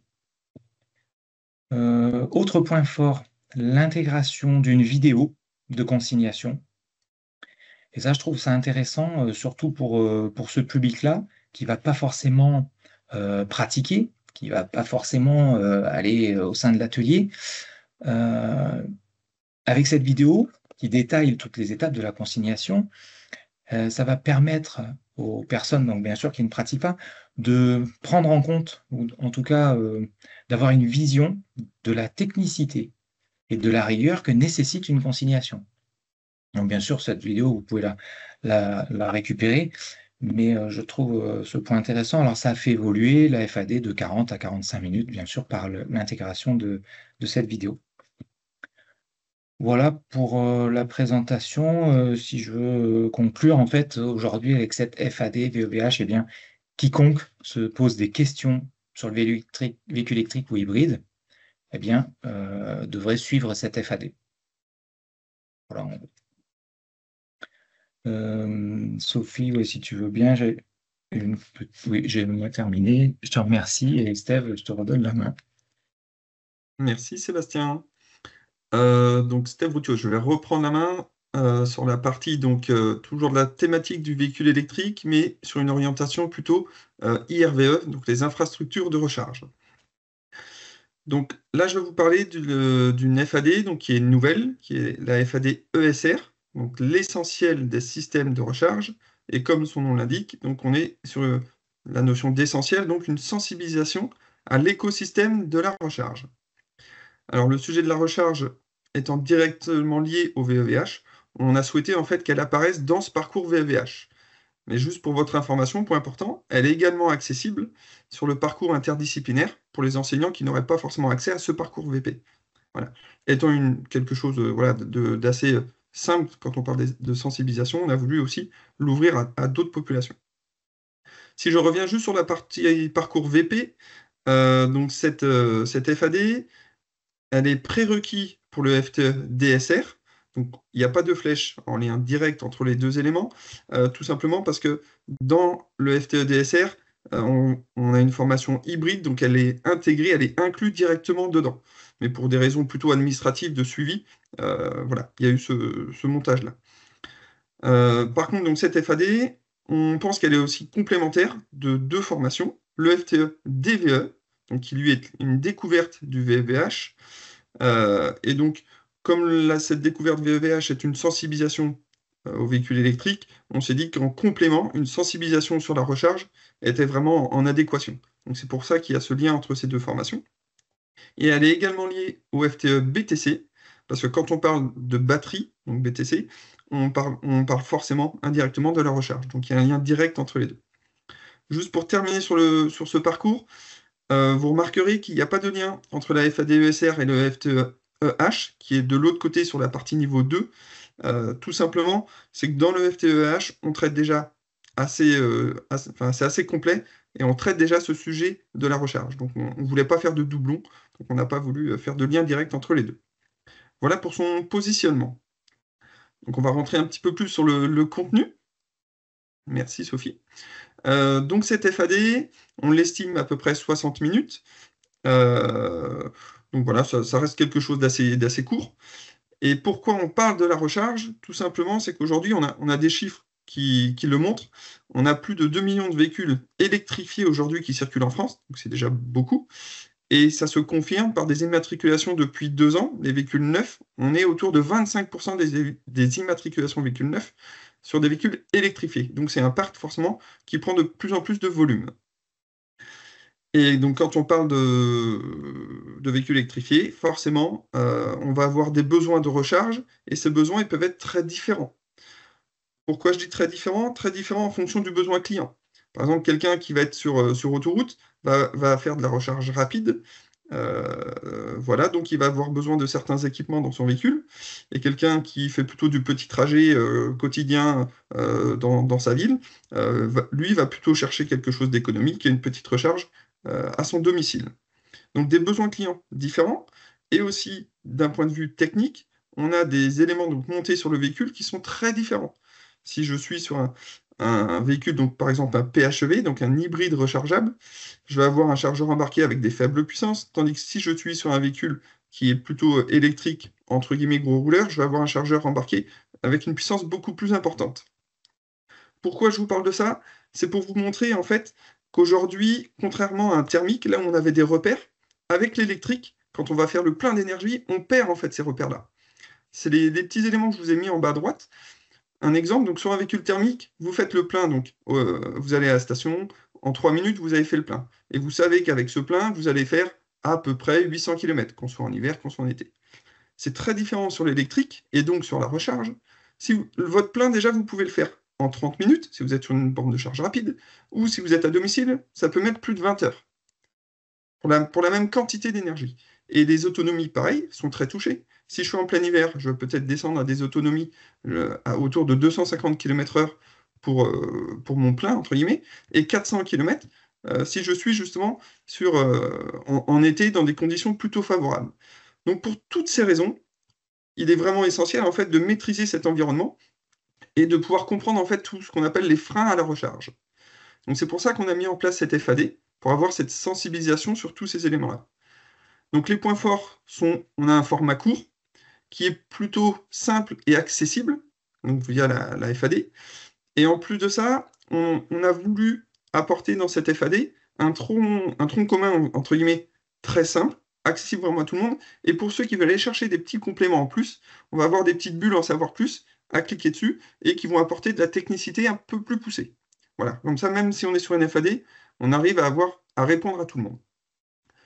Pour finir sur les points forts, on a aussi voulu ajouter à cette FAD une petite fiche synthèse, alors une ou deux, à voir quand on aura finalisé le travail, mais mettre une fiche synthèse téléchargeable pour qu'il puisse rester quelque chose donc, aux personnes qui l'auraient suivi avec les points importants de tout ce contenu-là. Voilà. Donc voilà pour cette partie FAD. En complément de cette FAD, on a créé également un deuxième produit qui va être un présentiel cette fois, le FTE DSR. Ce présentiel, donc déjà son positionnement. Donc cette fois, il arrive dans le bloc intervention et intervention niveau 1. Pourquoi intervention? Tout simplement, on va aborder des notions plus complexes avec des situations ateliers, on va les faire manipuler en atelier, on va le voir juste après. Donc voilà, on était dans cette notion d'intervention. Non, pardon, excuse-moi Sophie. Je voulais aussi revenir sur un point. Aujourd'hui, si on fait un petit historique, quelqu'un qui suivait avant le FTE DVE, qui est la porte d'entrée du parcours VE, par la suite, il avait une orientation qui était le FTE EH. Alors le FTE EH est très bien, il est très complet, il dure 4 jours, mais il aborde une technicité très, très profonde. On va sur des résolveurs, de l'électronique de puissance, des choses complexes, entre guillemets. Donc c'est très bien pour une population des enseignants, mais il y a peut-être d'autres enseignants qui avaient besoin de poursuivre leur parcours VE, qui ont cette volonté, mais avec une technicité moindre. Donc c'est pour ça qu'on a souhaité créer un bloc intervention niveau 1, avec des technologies un peu plus ciblées, donc par exemple la recharge, la batterie, que vous développerez après Sébastien, mais sur des choses entre guillemets un peu plus accessibles. Voilà. Donc voilà, je voulais juste faire ce petit point-là pour comprendre en fait cette création du bloc intervention niveau 1. Voilà, merci Sophie. Donc ce FTE-DSR, donc, qui est le diagnostic des systèmes de recharge, donc on a dit que c'était une formation blended, donc on a en prérequis la FAD qui dure 60 minutes, qui est la même que celle qu'on a vue tout à l'heure, et donc après un présentiel d'une journée, et le fait d'avoir justement ce blended nous permet de passer plus de temps sur le côté pratique lors de cette journée en centre de formation. Voilà pour ça. Qu'est-ce que je pouvais ajouter d'autre? L'autonomie en fait des VEVH, elle est de plus en plus courte, d'accord? Par rapport à un thermique, elle est plus courte. Ce qui veut dire qu'en fait, on a une forte sollicitation du circuit de recharge. Aujourd'hui, il faut compter à peu près tous les 2 à 3 jours, vous faites une recharge de votre véhicule. Qui dit plus de sollicitation, dit plus de risque de panne. En plus de ça, quand on a des autonomies plutôt moyennes, on va dire aujourd'hui ça tourne autour de 400 km, on a un risque assez fort d'immobilisation du véhicule à cause d'une panne, à cause d'un problème de charge. Donc on a vraiment besoin aujourd'hui de maîtriser tous ces éléments-là, donc maîtriser l'entretien pour éviter la panne, on est sur des actions préventives, et également de maîtriser tout le process qui est assez spécifique de diagnostic sur le circuit de recharge, dans l'objectif de le remettre en état. Donc cette formation permet à partir d'effets clients, d'accord, on est vraiment orienté sur la notion de diagnostic, d'aller jusqu'au bout de la résolution de la panne, en abordant le questionnement client qui est spécifique. On va lui poser la question sur quel type de borne vous étiez branché, quel câble vous aviez à ce moment-là, est-ce qu'un autre véhicule était en charge en même temps que vous, parce que la puissance de la borne peut se diviser, donc c'est des choses qui sont vraiment nouvelles. On va aussi aller dans le calcul du temps de recharge, tout simplement pour définir s'il y a une défaillance ou pas. On va utiliser des outils diagnostiques pour donner des repères aux enseignants, donc aller voir les paramètres, les tests actionneurs, qu'est-ce qu'on peut faire avec cet outil, et on va aller même jusqu'à aller relever des signaux avec l'oscilloscope sur des choses très ciblées, qui sont la présence de la prise et le dialogue qui se fait entre la voiture et la borne. Et on va venir interpréter ces valeurs-là. Donc on va quand même assez loin dans le côté technique. Donc voilà sur cette formation, et on va la tourner à travers 4 TP, donc différents, sur des thématiques qui sont très facilement transposables. On a choisi volontairement ces TP sur des choses qui sont par exemple normées, pour qu'aujourd'hui, même si nous, dans notre centre de formation, on va leur montrer sur une Peugeot ou sur une Renault, ils pourront le faire aussi bien sur d'autres véhicules, que ça soit Fiat, que ça soit MG, que ça soit n'importe quelle marque, ils pourront appliquer ce TP-là. Voilà. Et on va juste passer sur la dernière slide qui me concerne. Je voulais insister sur une chose. On sait que c'est un sujet qui n'est pas toujours évident, le côté électricité. Donc on a vraiment voulu aussi apporter une pointe de pédagogie et quelque chose de ludique dans cette formation. Donc par exemple, on va utiliser des quiz WooClap pour avoir de l'interactivité et les faire participer, utiliser l'expérience en fait de chaque enseignant, voilà, pour partager autour de tout ça. On a choisi aussi d'essayer de vulgariser un maximum certaines notions, par exemple liées au chargeur, en utilisant une vidéo où on va comparer le fonctionnement d'un chargeur embarqué avec un circuit d'eau, et on va utiliser aussi des plateaux de jeu avec différentes phases. On va aller jusqu'à tracer le circuit du courant pour bien comprendre que, par exemple, sur une charge DC, on n'utilise pas le chargeur embarqué, on va directement à la batterie, tandis que sur une charge AC, hop, je dois passer par d'autres éléments, dont le chargeur embarqué. Donc ça, c'est sur la partie théorique. Et sur la pratique, on oriente en fait nos TP sur 3 thématiques. Le temps de charge. Le but, en fait, c'est de pouvoir répondre à la question, y a-t-il réellement un problème sur le véhicule lié au temps de charge? Et donc pour ça, on utilise un véhicule physique. On va leur faire calculer le temps de charge dans un premier temps en fonction des conditions dans lesquelles ils sont. Donc, quelle prise ils ont à disposition, quel est le pourcentage de batterie actuel dans le véhicule qu'ils ont sous la main. Et une fois qu'ils ont fait leur calcul, ils vont venir brancher le véhicule et vérifier en fait que leur calcul est bon. Et après, ils ont un petit jeu de cartes pour compléter les scénarios, parce qu'en fait, on était figé là sur un véhicule. Là, ça permet d'ouvrir les champs des possibles. Donc ça, c'est le temps de charge. Le deuxième TP, donc les étapes de la recharge. Donc là, le but, c'est de leur donner des repères avec l'outil de diagnostic, où ils vont aller chercher des paramètres, des tests actionneurs, des choses comme ça. Et c'est là où on va mesurer les fameux signaux des bandes CP et PP. Alors là, ça rentre dans le technique, je ne veux pas aller plus loin, mais qui sont assez spécifiques, mais très intéressants à utiliser pour comprendre en fait le fonctionnement complet du circuit de charge.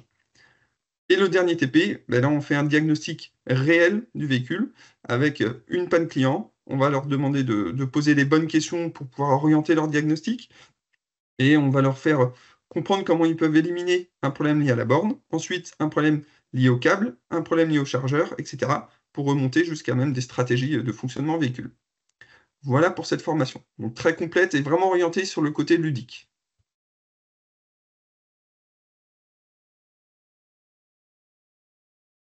Très bien, merci. Je prends la suite. Donc, pour vous parler d'une actualisation sur un sujet technique. Alors, toujours dans le parcours du VH, donc Steph, c'est très bien, tu as bien présenté les interventions là, niveau 1, niveau 2, pour situer nos participants un petit peu là-dedans. Donc, moi, c'est le FTE-BTC dont je vais vous parler, et il se situe dans les interventions donc, de niveau 1. Je précise, cette formation, avant de rentrer dans les détails, ne traite pas des réparations de la batterie, mais bien de la gestion de son fonctionnement. Moi, j'ai la conviction qu'il est préférable d'acquérir les connaissances du fonctionnement d'un système d'abord, avant d'envisager le diagnostic ou la réparation de celui-ci. Donc, je précise aussi qu'on travaillera là-dessus sur des véhicules électriques en panne. Donc, encore une fois, il est indispensable d'être habilité. Ça, on l'avait dit tout à l'heure.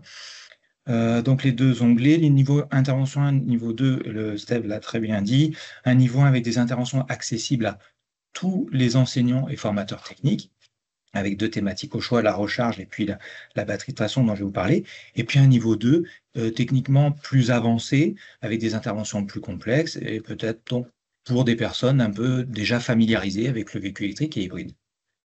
Voilà pour ce parcours. Si j'entre dans le détail de cette formation FTE-BTC, donc la gestion des batteries de traction. Déjà, lors de sa mise à jour, elle est passée de 2 jours en 1 jour, puisque la thématique de la recharge est traitée par mon collègue avec la FAD ESR et puis le FTE-DSR qu'il vient de vous présenter. Donc, moi, cette formation, elle se concentre sur la gestion de la batterie de traction.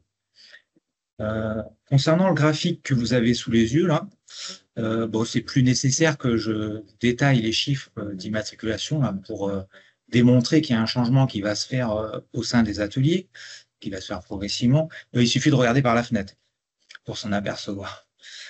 Donc pour nous, professionnels de l'automobile, professionnels de l'enseignement, on doit se former à ces nouvelles technologies. Ça, de toute façon, ça devient indispensable. Les points forts de cette mise à jour de cette formation, donc déjà, augmentation de la partie pratique, quitte à vous faire venir, autant pratiquer. Donc, on va passer dès la matinée déjà, on va partir à l'atelier, l'après-midi également sur des véhicules. Voilà, ça c'est le gros point fort déjà de cette mise à jour. Autre point fort, le TP, un TP quand même important sur les différentes fonctions du BMS, donc que vous pourrez réutiliser. Il y a notamment 9 fonctions. Le BMS va gérer 9 fonctions pour la batterie. Mais déjà, c'est quoi le BMS? À quoi ça sert? Le BMS, c'est le cerveau de la batterie, c'est le calculateur. À chaque fois, on a ce qu'on appelle le calculateur pour gérer un système. Et bien voilà, le BMS gère la batterie. Les batteries lithium-ion, qui sont les plus courantes, nécessitent une surveillance permanente pour assurer sécurité et longévité. Donc, c'est grâce au BMS, notamment, que la batterie ne prend pas feu lors d'une recharge. On peut dire que le BMS est relativement utile à la bonne gestion de la batterie. TP, que vous pouvez voir, réalisation d'un bilan de santé d'une batterie de traction. Ça, c'est une activité un petit peu nouvelle aussi qui va se présenter dans les ateliers. Pour qu'un véhicule d'occasion, électrique ou hybride, devienne un véhicule qu'on ait envie d'acheter, eh bien, il faudra s'assurer que la batterie est en bonne santé.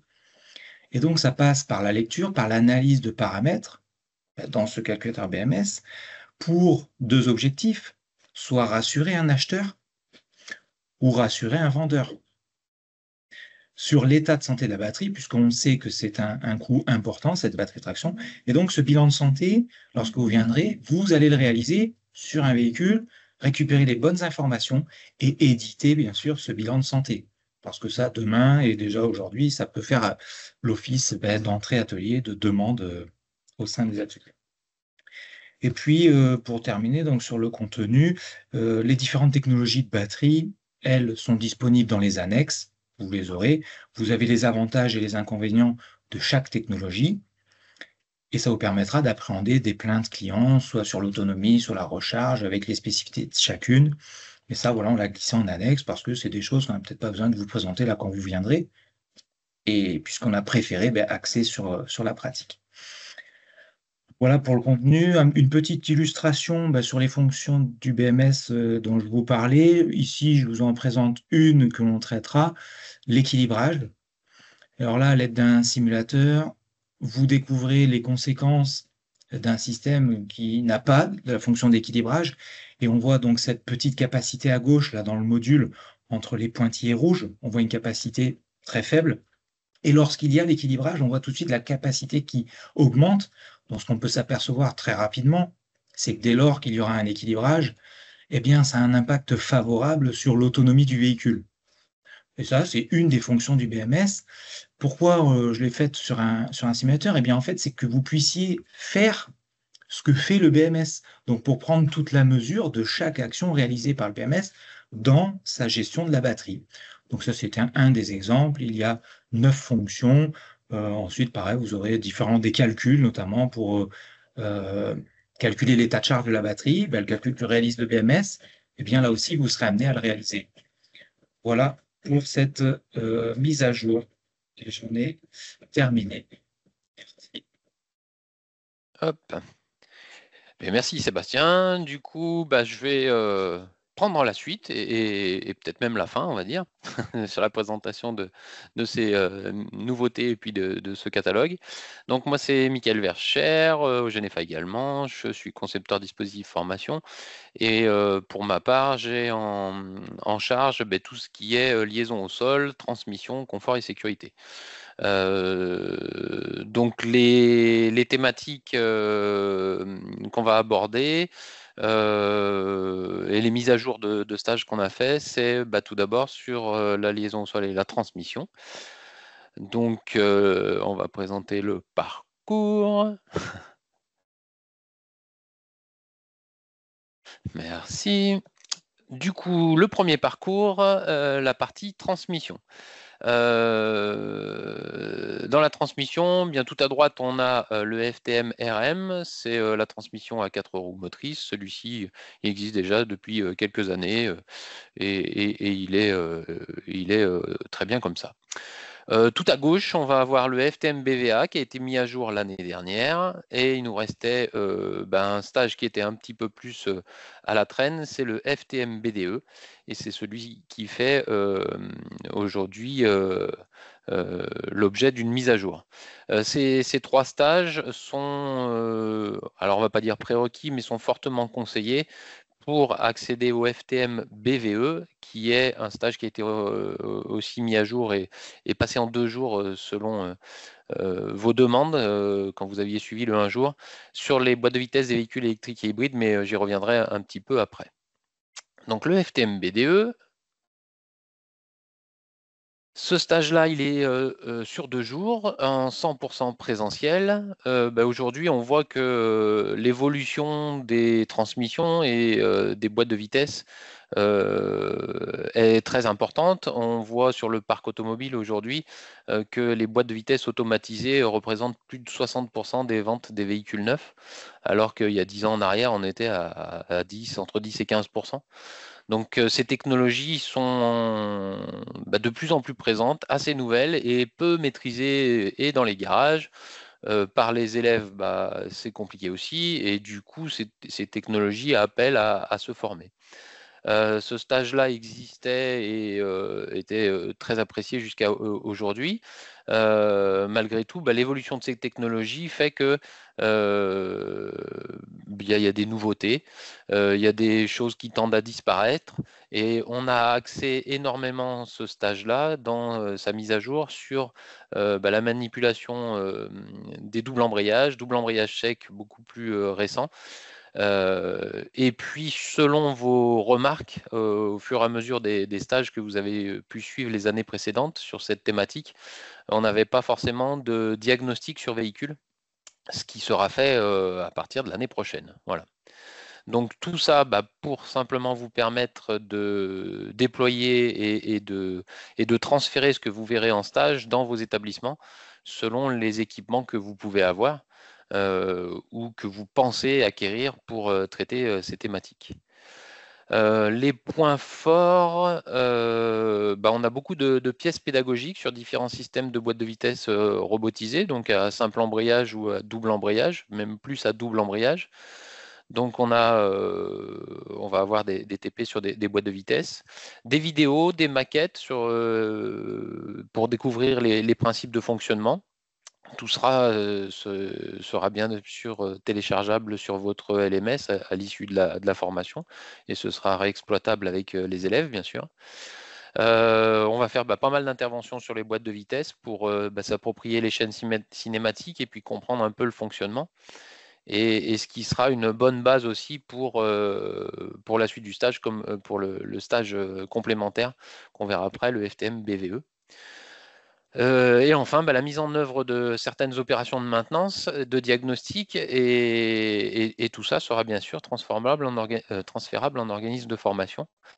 Et ça correspond à des blocs de compétences pour les TFP et les CQP, notamment la maintenance des systèmes mécaniques et puis le diagnostic des transmissions des systèmes multiplexés. Ensuite, quelques exemples. Hop. Voilà, donc quelques photos prises des formations précédentes qui vont continuer avec quelques nouveautés. Donc on va ouvrir des boîtes, on va aller à l'intérieur, voir les chaînes cinématiques, voir manipuler, voir comment ça fonctionne pour pouvoir transférer ça auprès des élèves. Donc beaucoup d'applications pratiques. De la partie diagnostic et sur boîte démontée et sur véhicule. Voilà. Pour la partie formation complémentaire, on a le FTM BVA, je vous en ai parlé juste avant. Donc ça, c'est sur les boîtes de vitesse automatiques à train épicycloïdaux, une boîte un peu plus traditionnelle. Là, on est sur les doubles embrayages et simple embrayage en boîte robotisée. Et puis, celui qui est aussi important, le FTM BVE, qui est en lien direct avec les référentiels et l'évolution des référentiels des TFP, donc des techniciens et experts après-vente automobile, des maintenances automobiles et des mécaniciens de maintenance automobile, et qui inclut le véhicule électrique et hybride. Je pense que vous l'avez tous vu. Il y a l'évolution des référentiels de l'éducation nationale qui sont parus au journal officiel le 26 mars de cette année. Donc c'est plutôt récent. Où effectivement, on intègre aussi toutes les parties véhicules électriques et hybrides. Et donc le stage FTM BVE, le stage complémentaire qui est passé en 2 jours l'année dernière, est tout à fait approprié tant pour le CAP, le Bac Pro, le MA, le MMA, que le TEA-VA. Voilà. Merci Sophie. Pardon. Ensuite, sur le parcours liaison au sol. Donc, le parcours liaison au sol, tel qu'il est représenté, il est représenté par rapport à différentes thématiques, mais qui sont plus ou moins liées. Donc on va avoir tout à droite la partie FTM-FEH. Donc ce stage-là a été pareil mis en place l'année dernière. Il correspond à l'évolution des référentiels sur les véhicules électriques et hybrides et il concerne le freinage de ces véhicules-là, avec des nouveautés technologiques pour répartir le freinage, soit sur le freinage mécanique, soit sur le freinage en récupération d'énergie pour recharger les batteries. Ensuite, on va avoir la partie plus liaison au sol, suspension, avec le FTDS, dimensionnement des suspensions, des systèmes de suspension, et qui ensuite vont aller sur la suspension pilotée. On en parlera aussi tout de suite après. Et puis, on va avoir une autre partie, le FTM RLS et le FTM PNE. Donc là, c'est sur tout ce qui est remplacement des éléments de liaison au sol, donc plus remplacer une rotule, remplacer un amortisseur, remplacer des roulements. Et puis le pneumatique, remplacer et réparer des pneus. Donc là, on est plus sur du MMA ou du CAP. Et ces deux stages-là vont déboucher ensuite sur le FTM-TR qui est actualisé et mis à jour cette année. Et c'est la géométrie et le diagnostic des trains roulants. Hop, merci. Donc ce stage-là, on a conservé le format 3 jours, plus une FAD asynchrone, 30 minutes. Donc cette FAD, elle ne bouge pas. On a toujours tout ce qui est contrôle préliminaire, quelques angles, la présentation des dimensions de pneus, ces choses-là. La partie pratique, elle, on l'a conservée en 3 jours, puisque ce stage-là s'adresse toujours à 2 types de populations. On va dire tout ce qui est enseignant en carrosserie, puisque la géométrie des trains roulants fait partie des référentiels chez les carrossiers. Et puis, pareil pour les enseignants en maintenance des véhicules particuliers. Et du coup, on fait rencontrer ces 2 publics, ce qui est plutôt riche dans ce stage-là. Donc les 3 jours, pour avoir une montée en compétences progressive et puis emmener tout le monde dans cette thématique. Donc on va commencer doucement avec une partie assez rapidement à l'atelier pour prendre des mesures et puis analyser les angles qu'un outil de géométrie peut nous donner. Et puis au fur et à mesure, détailler ces angles. Ensuite, on va faire des contrôles, des réglages, des mises en œuvre, et puis on va finir par le diagnostic de la géométrie, puis aussi de la caisse, donc tout ce qui est en lien avec entre le mécanicien et le carrossier. On a mis à jour ce stage-là parce qu'il était un petit peu vieillissant dans les véhicules utilisés et puis les études de cas qu'on vous propose et qui sont transférables et réutilisables avec vos élèves. Les véhicules dataient un petit peu, donc c'est une mise à jour qui est surtout là-dessus. On intègre évidemment des véhicules électriques, puisque aujourd'hui, vous le savez, dans les ateliers de véhicules électriques, en termes de maintenance et puis d'entretien, on n'est pas au même niveau qu'un moteur thermique. Et du coup, les constructeurs, de plus en plus, intègrent dans leur gamme d'entretien sur les véhicules électriques des choses qu'on ne faisait pas forcément sur les véhicules thermiques, et on parle notamment du contrôle de la géométrie. Par exemple, chez Tesla, sur le plan d'entretien, chaque année, on doit réaliser un contrôle de géométrie. Ça s'explique assez facilement parce que le contrôle de la géométrie, c'est l'alignement des roues. Si les roues ne sont pas alignées quand on roule, elles vont frotter sur la route et puis faire consommer un peu plus le véhicule. Et comme on sait que l'autonomie sur le véhicule électrique, c'est le point qui le stigmatise un peu et c'est le point, on va dire, où les ventes, où les gens sont un peu freinés à faire ce choix. Là, c'est important d'avoir un bon réglage de la géométrie pour conserver l'autonomie telle que le constructeur l'a définie. Donc, on intègre ça dans ce stage-là, sur tout ce qui est partie réglage et contrôle. Et puis ensuite, on fait comme jusqu'à aujourd'hui du contrôle et du diagnostic, surtout sur des véhicules qui ont des déformations, des vraies déformations, sur des études de cas que vous pourrez réutiliser avec vos élèves. Et puis, tout ça, c'est contextualisé à chaque fois pour la partie carrosserie, pour la partie mécanique. Voilà. Il y a une animation 3D pour représenter les angles de géométrie, parce qu'avec les élèves, c'est toujours un peu abstrait. Hein, c'est des angles qui sont pas visibles physiquement, ils passent par des éléments sur les trains roulants. Donc là, avec l'animation 3D, ça nous permet de bien faire visualiser aux élèves où passent ces angles et comment ils évoluent selon s'ils augmentent, s'ils diminuent, etc. Donc ça, c'est toujours dispo sur le LMS quand vous aurez participé à la formation. Hop, ensuite, merci. Donc quelques illustrations. Donc un extrait au milieu de l'animation 3D, en haut à droite aussi. On va utiliser des outils modernes, des bandes géométrie 3D. On parlera un petit peu aussi des anciens, puisque dans vos centres de formation, organismes de formation, vous pouvez être amené à utiliser encore quelques anciens systèmes. Donc on va couvrir un peu la totalité.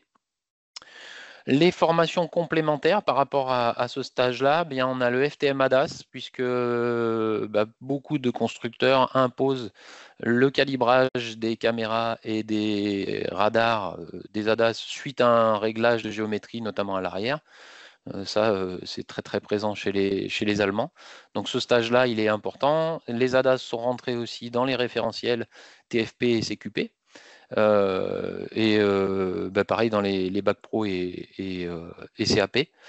Donc voilà, le FTM ADAS c'est un bon stage complémentaire. Et puis le FTM PNE, là c'est plus sur le remplacement, l'équilibrage, la réparation des pneumatiques, où on traite de cette partie basique qui est plutôt destinée à la partie CAP ou MMA. Voilà.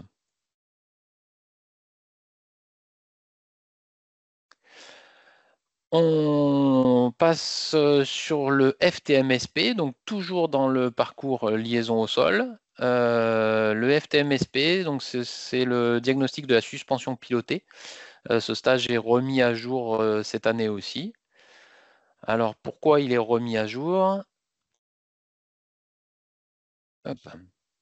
Alors tout simplement, un petit peu comme le FTMTR, ça datait un petit peu. Donc on a modernisé le contenu, fait évoluer les méthodes pédagogiques. On sait que ces technologies sont peu présentes dans les organismes de formation, les CFA, les lycées. Alors peu présentes parce que ces technologies sont utilisées sur des véhicules plutôt haut de gamme et c'est souvent en option. Donc, contrairement à d'autres systèmes où on peut avoir beaucoup de véhicules avec beaucoup de technologies dans les organismes de formation, sur ces systèmes-là, ils sont plutôt rares. Des fois, on en a un seul dans l'organisme de formation. Donc, c'est un peu plus complexe à mettre en œuvre. Donc on a pensé à ça et on a essayé d'insister sur beaucoup de TP, d'études de cas, d'exercices, de vidéos 2D, 3D, des pièces pédagogiques, des maquettes que vous pouvez soit fabriquer, soit vous procurer. Tout ce qui est animation et études de cas, vous pourrez réutiliser et télécharger ça sur le LMS afin de vous faciliter le déploiement de ces technologies et puis de traiter ces technologies pendant votre enseignement et essayer de pallier un petit peu à cette problématique où on a du mal à avoir ces technologies dans les organismes de formation sur des véhicules. On conserve bien sûr aussi la manipulation de l'outil Diag et faire un diagnostic sur un véhicule en présentiel en TP à l'atelier. Avec des véhicules un peu plus modernes que ce qu'on avait jusqu'à aujourd'hui. Et puis voilà.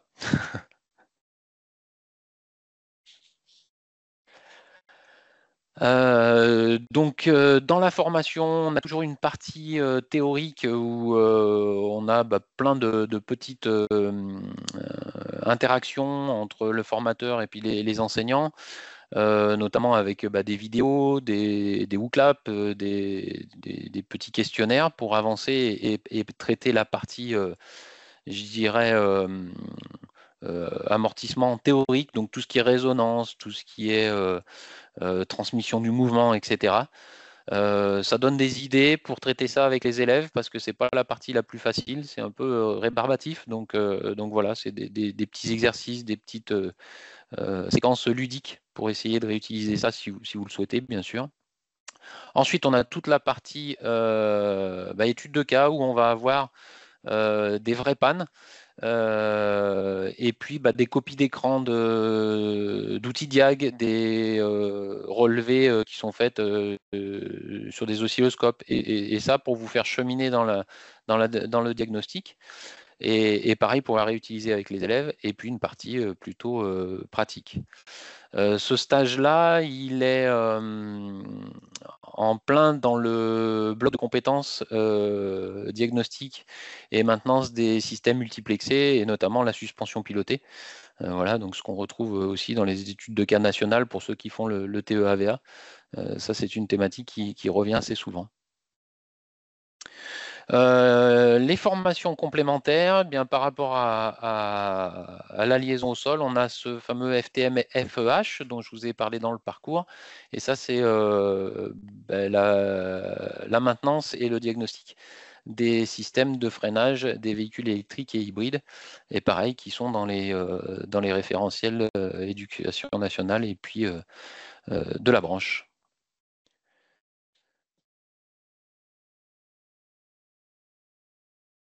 Donc là, j'ai fait le tour sur les nouveautés et les mises à jour.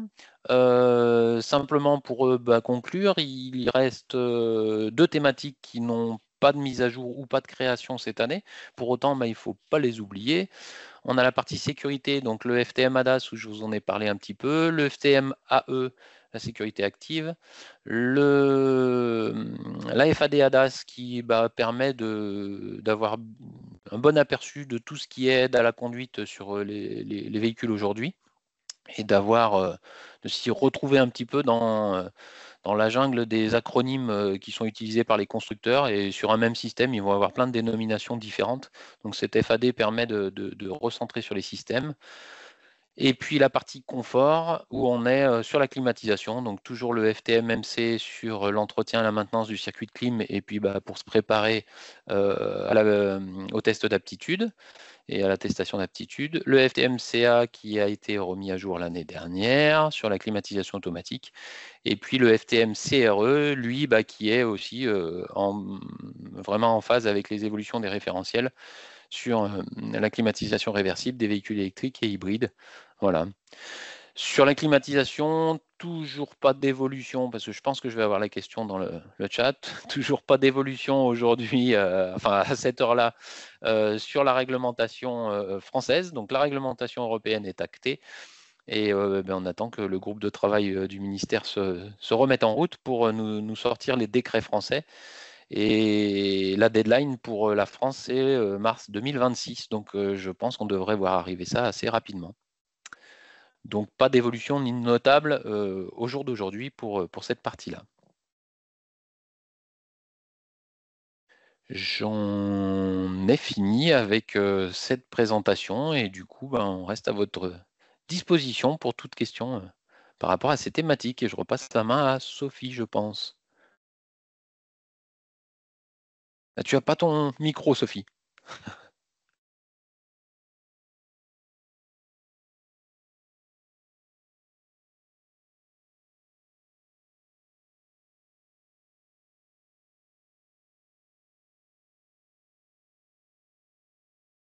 Oui. Mais merci beaucoup pour vos présentations. Voilà, si vous avez des questions, n'hésitez pas à utiliser donc la conversation. On va vous répondre. Ou si vous voulez lever la main également. Donc, le FTE BTC, effectivement, donc en un jour à partir de l'année prochaine, 2026.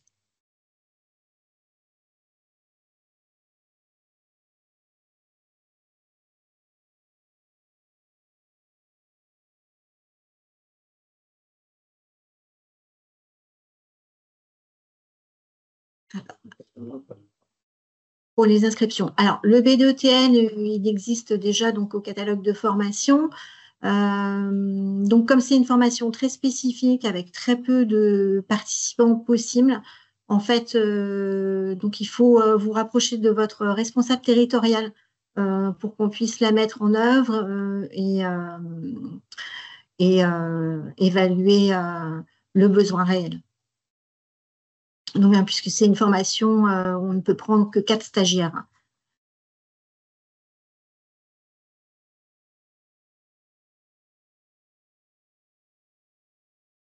Donc, est-ce que vous avez d'autres questions? Non. Donc, en fait, sur quel site retrouver la schématique des parcours?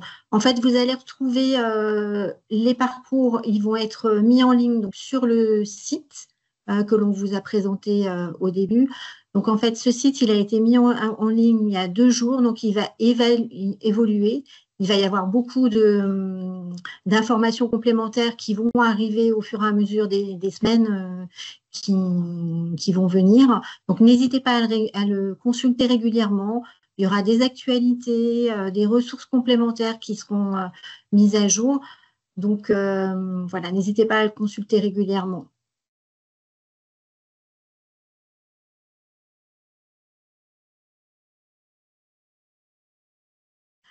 Alors, en ce qui concerne l'accès aux ressources, alors pour toutes les formations, qu'elles soient en formation à distance ou en présentiel, en fait, la formation est ouverte sur la plateforme de formation pendant 1 an.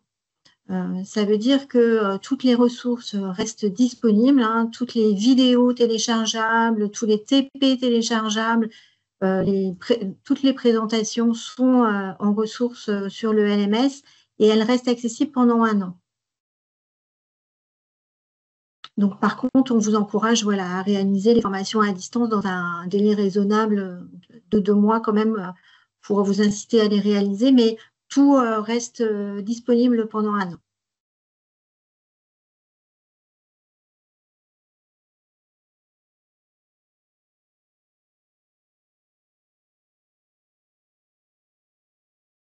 Alors, comment vous inscrire à une formation? Donc ça fait partie de la foire aux questions. Donc sur le site formation sur le site F2F, vous pouvez vous rapprocher de vos responsables territoriaux ou des 2 assistantes qui gèrent toutes les inscriptions pour les formations. Et donc la partie inscription, ça se passe sur la plateforme Sophia.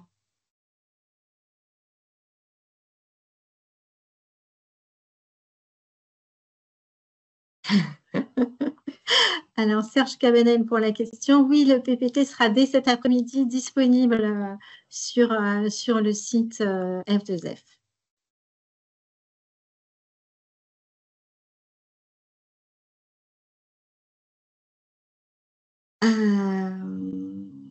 Alors, je ne comprends pas très bien la question entre l'inscription et le début de la formation.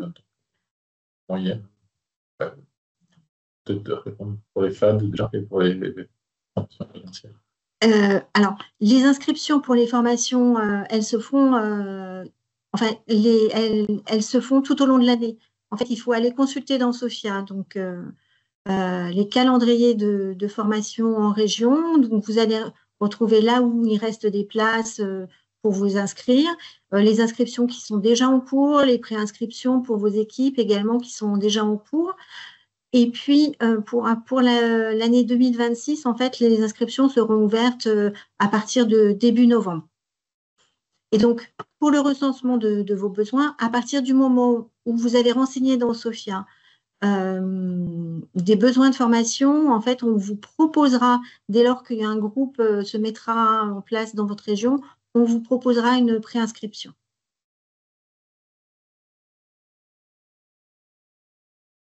Je ne sais pas si ça répond à la question. Peut-être pour les fans. Et bien pour les FAD, c'est la même chose. Hein. Il faut aller consulter les calendriers de formation et il y a des FAD qui sont proposés en permanence en fait.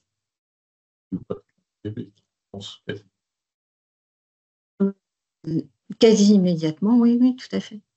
Alors, pas tout à fait, là, ce n'était pas tout à fait la question.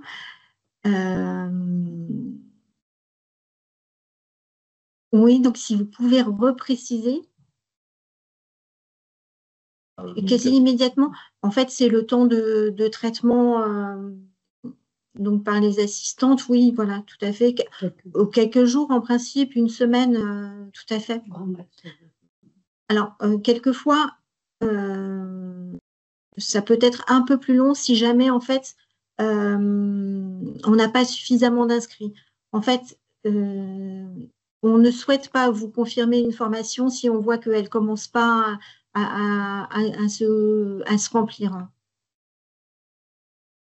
On peut quasiment être sans les FAD. Ah oui, bah pour les FAD, il n'y a pas de problème, oui. La FAD de servir à l'inscription. Oui, oui, tout à fait.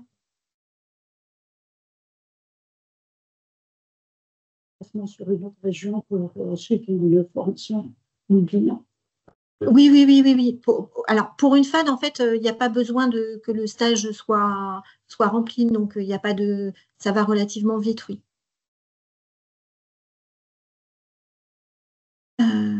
Alors, des fois, il est plus facile d'aller dans la région d'à côté pour suivre les formations F2F. Cela sera-t-il possible?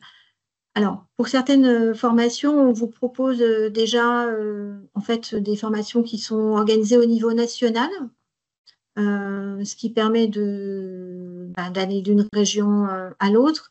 Et puis, les responsables territoriaux travaillent sur une offre parfois interrégionale pour voilà, les territoires qui sont limitrophes afin de vous proposer des solutions de formation. Mais si jamais on ne répond pas à un de vos besoins, n'hésitez pas à vous rapprocher du responsable territorial ou bien de l'assistante pour votre région afin qu'on trouve une solution en fait. Hein.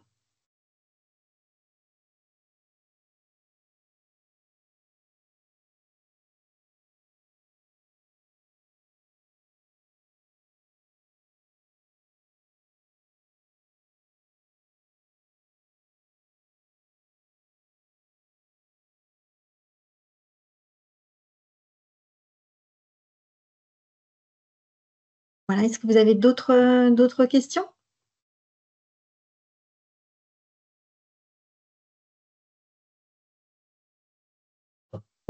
Là, c'est pas le bon lien.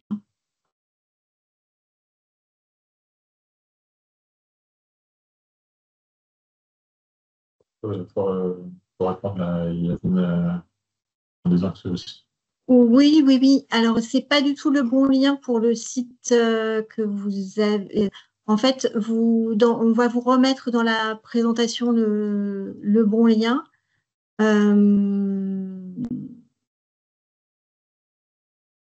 Donc, vous allez recevoir cet après-midi, en fait, de la part de vos responsables territoriaux, des mails pour vous inviter à compléter vos besoins de formation. Et ça, c'est vraiment important de le faire. C'est ce qui vous permet, en fait, de vous proposer des formations en région qui correspondent à vos attentes, aux besoins de vos équipes.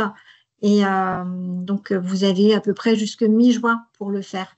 Donc, vous allez recevoir dans la journée toutes les informations pour cela.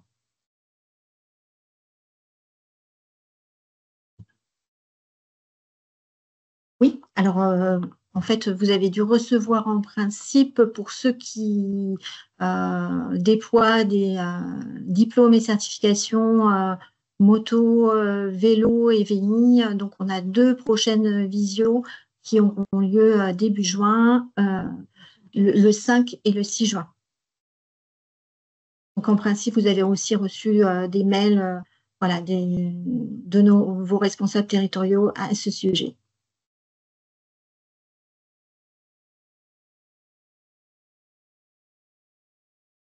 Eh ben, merci beaucoup. On va s'arrêter là et puis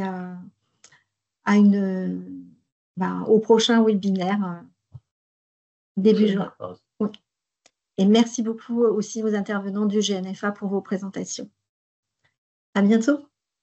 Merci à tous. Au revoir. Merci, au revoir. Merci. Merci beaucoup, Sophie. Merci à tous. À bientôt. Et au revoir.